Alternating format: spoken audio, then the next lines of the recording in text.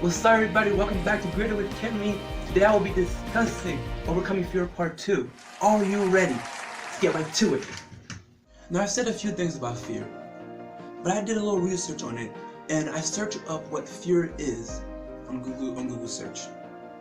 And what it says was that fear is an unpleasant emotion caused by the belief that someone or something is dangerous. So today I want to focus on two things from that definition: emotion and belief. Now, emotion. Now we know that we cannot control our emotions all the time. Our emotions are always everywhere, all the time for some reason. But I don't want to get into that. I'll get into that on a different time. But let's focus on the core of belief. How do we change the way we think about fear? Well, by realizing that through God's grace, we are stronger than it. So here's the bottom line. You have two choices when fear starts knocking at your door. One, trusting that God's got your back, and that no matter what it is that you're thinking about, whatever that you have to do, God will help you get through it.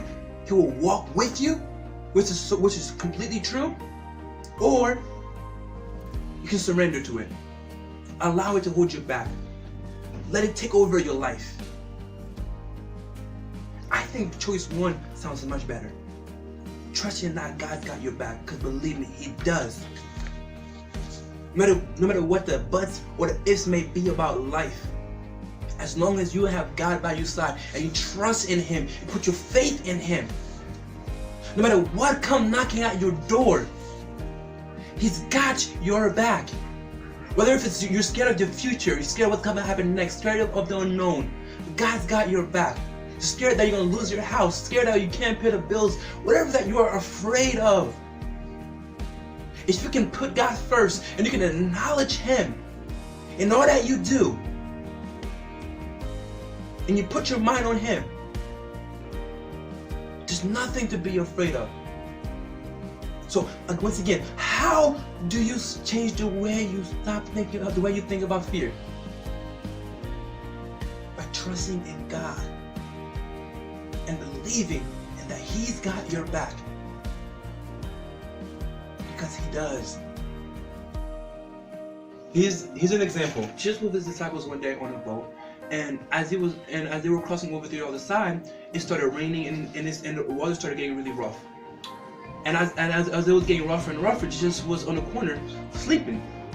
And as He was sleeping, His disciples were like, "Hold up! Has this man realized yet that we're about to die soon? The boat's starting to tip over. Water's starting to get into the boat. What is he doing? Somebody wake him up!" So they wake him up, and they said to him, "Jesus, we're about to die. Help us! Help us!" And he wakes up. He says nothing to them. He calms the water, and the storm stops. And he turns around to them. He says to them, "You have little faith."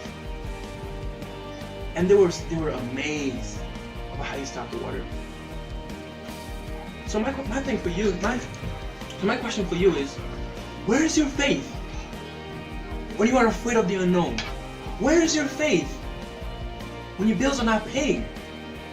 Where is your faith when fear is all over the place? There's no peace anywhere. There's just fear everywhere. Where is your faith? Your faith in knowing that God's got your back. Where's your faith when you're gonna play the biggest game of your life against the best player in the world? Where's your faith in knowing that God's gonna be with you as you're doing it? Where is your faith? That's what you're gonna ask yourself. That's exactly how you can change the way you think about fear. Ask yourself, where's my faith? What am I so afraid of? God's got me.